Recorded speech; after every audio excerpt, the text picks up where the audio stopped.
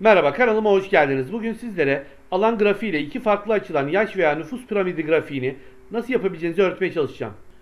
Hazırladığım örnek çalışmada belli bir dönem ve lokasyondaki 0-25 yaş aralığında yapılan sayım sonuçlarını grafikleştirdim. Şimdi nasıl çalıştığına bir bakalım. Bunun için formüllere geliyorum ve şimdi hesapla diyorum.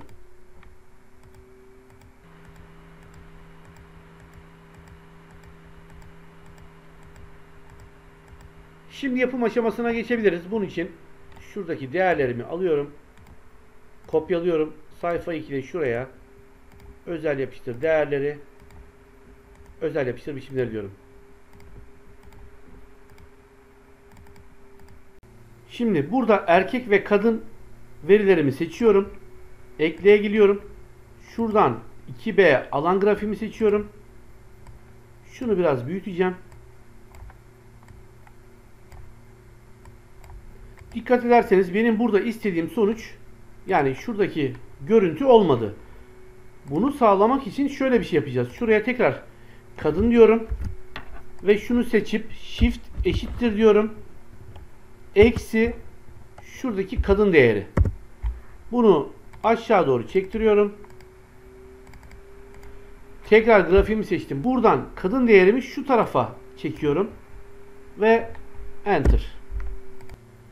Tekrar grafiğimi seçiyorum. Buradan grafik başlığımı kaldıracağım. Şimdi bunu bir ayarlayacağız şöyle. Şöyle biraz daha sağa çekeyim. Şuradaki eksenimi seçiyorum. Ekseni biçimlendir diyorum. Buradan aşağıdan şu sayıyı, geneli 0 noktalı virgül 0 diyorum. Ekle diyorum. Bakın eksi kalktı buradan. Eksi gitti. Şimdilik bunu kapatalım. Bu böyle kalsın. Görünümden kılavuz çizgilerimi kaldıracağım şuradaki. Grafiğimi seçiyorum. Dolgusu olmasın. Ana hatı olmasın. Daha sonra şunu artık gizleyebilirim. Görünmesin onlar. Ben burada yapmadım ama siz grafiği seçip şuradan hazır formatlardan bir tanesini kullanabilirsiniz. Veya rengini değiştirebilirsiniz. Ben bunların hepsini biraz sonra yapacağım. Bu yüzden öncelikle şöyle yapıyorum. Şöyle grafiğimi belirleyeyim. Ondan sonra seçim yapayım şuraya.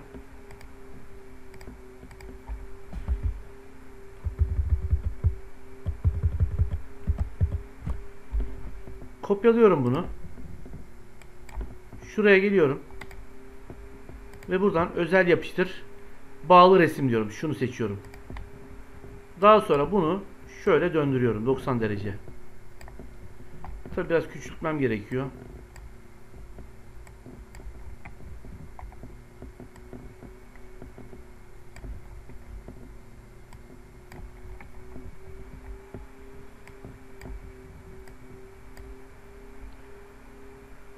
Şimdi diğer ayarları şuradan yapacağız. Şunu seçiyorum.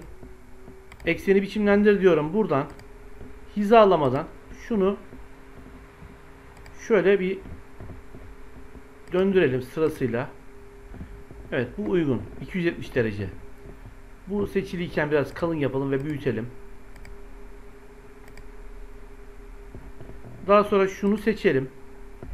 Bunu önce bir alta alalım. Yani sağ tarafa. Daha sonra bunu yine şuradan hizalamadan metin seçeneklerinden şöyle 270 derece yine yapalım onu ve kalın yapıp büyütelim.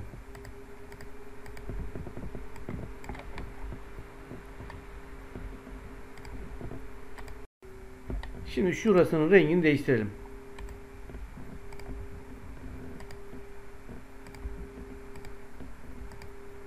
Ben bu sefer mor yapacağım. Şunu da kırmızı yapacağım. Şunu kapatıyorum. Şunu şöyle şuradan büyütelim.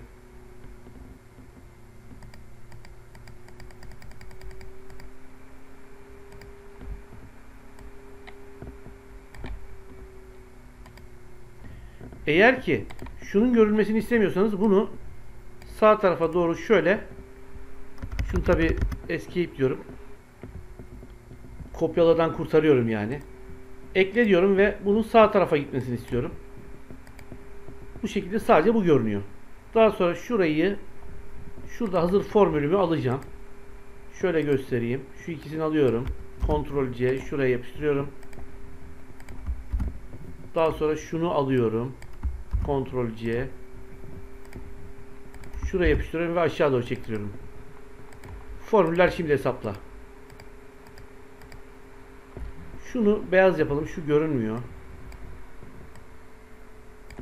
Şurasını kalın yapalım ve beyaz yapalım.